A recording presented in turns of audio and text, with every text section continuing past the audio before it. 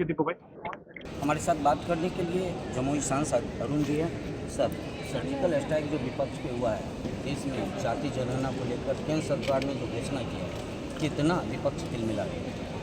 देखिए, तिलमिला तो गया है क्योंकि भारत के आज़ाद होने के बाद लंबे समय तक कांग्रेस की सरकार उनके पास बहुत बड़ा मौका था जब भारत के एक बहुत बड़े तबके को, जो आज भी पिछड़ा है, आज भी दलित है, उसकी सही गिनती जान करके, सही आंकड़े को जान के उनको आगे बढ़ाने के लिए, विकसित जो भारत जिस विकास की राह पर उनको आगे बढ़ाने के लिए सही योजनाएं बन सकती थी, सही राशियों की आवंटन की जा सकती थी, जो उन्होंने नहीं किया। राहुल गांधी संसद में ये बोलते हैं कि हम जनगणना कराएंगे और हम लोगों को बताएंगे कि आपने कैसे एकलव्य का अंगूठा काटा है। वो राहुल गांधी जी को मैं याद दिलाना चाहूँगा, जब उनके परनाना नेहरू जी अपने मुख्यमंत्रियों को चिट्ठी लिख रहे थे कि देश में आरक्षण दूसरे दर्जे का नागरिक बना रहा है, तब जनता का अंगूठा काटने का काम किसने किया था? जब उनके पिता राजीव गांधी प्रमोशन में आरक्षण नहीं दे करके बता रहे थे कि मैं उन बेवकूफ़ों को प्रमोट नहीं होने दूंगा, तब उनको बताना चाहिए कि अंगूठा किसका काटा जा रहा था। संविधान रचिता डॉक्टर भीमराव अम्बेडकर बाबा साहेब को उन्होंने जब चुनाव नहीं जीतने दिया, जो दलितों के इतने बड़े प्रतीक हैं, तब उनको बताना चाहिए उन्होंने किसका अंगूठा काटा था। और बाबा साहेब के ही बनाए संविधान से जब उनके परिवार के लोग प्रधानमंत्री बनते हैं और प्रधानमंत्री बनने के बावजूद बाबा साहब की तैलचित्र को संसद भवन में नहीं लगने देते हैं और अपने जीवित रहते ही भारत रत्न ले लेते हैं, तब उनको बताना चाहिए कि किसका अंगूठा कटा था। राहुल गांधी जी जब ऐसे सामने दिखाते हैं अंगूठा, उनको पता रहना चाहिए कि 4 उंगलियां उनकी भी तरफ है। और आज़ादी के बाद एक हिंदुस्तान के एक बहुत बड़े तबके के साथ जिस तरह से प्रधानमंत्री नरेंद्र मोदी जी ने न्याय किया है, उनको विकास की धारा से जोड़ने का काम किया है, उनकी गिनती जान करके कैसे उनके लिए योजनाएं बन सके, उनको कैसे विकास की मुख्य धारा में जोड़ा जा सके, इसको जो उन्होंने लाने का प्रयास किया है और जिसका प्रयास हमारे राष्ट्रीय अध्यक्ष चिराग पासवान जी लंबे समय से कर रहे थे, आज उसको एक मंजिल मिली है।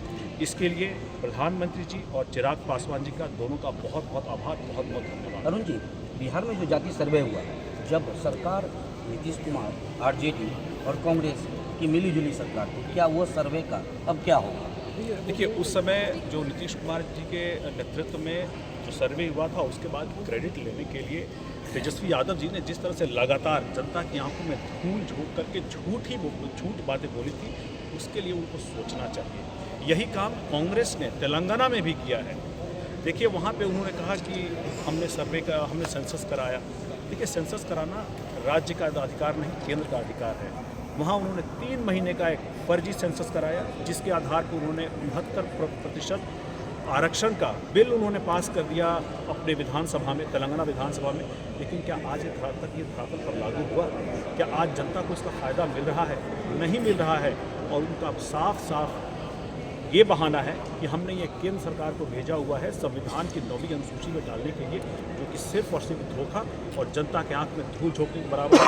उन्होंने जो भी बोला है, वादा खिलाफी, चुनाव में उन्होंने वादा किया था, वादा खिलाफी की है और वादा खिलाफी करके आज भी वो जनता की आंख में धूल झोंक करके कर्नाटक के तेलंगाना की सत्ता में बैठे हुए हैं।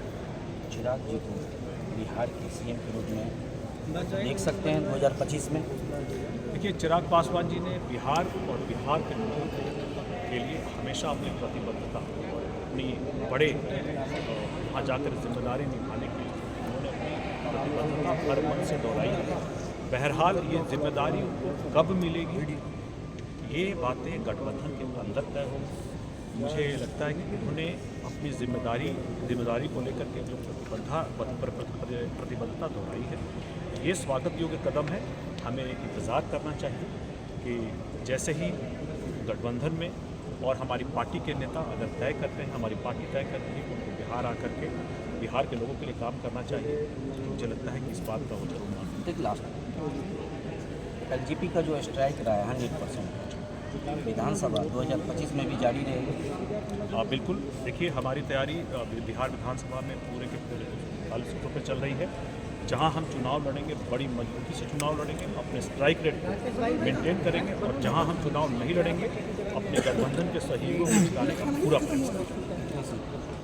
देखिए, सीटों के बारे में जो कि हम लोग गठबंधन में उसकी हैं, अपनी सीमाएं हैं। ये बातें गठबंधन के अंदर तय हो जाए, इसके बाद आप सभी को बता दें, फिर सही रहेगा। फिलहाल ये गठबंधन के अंदर तय हो जाए, एक बार तय हो जाएगी तो आपको भी बताने में बहुत बहुत धन्यवाद अरुण जी। जमुई सांसद दिल्ली से रवि नीरज, NBC 24 मनोज।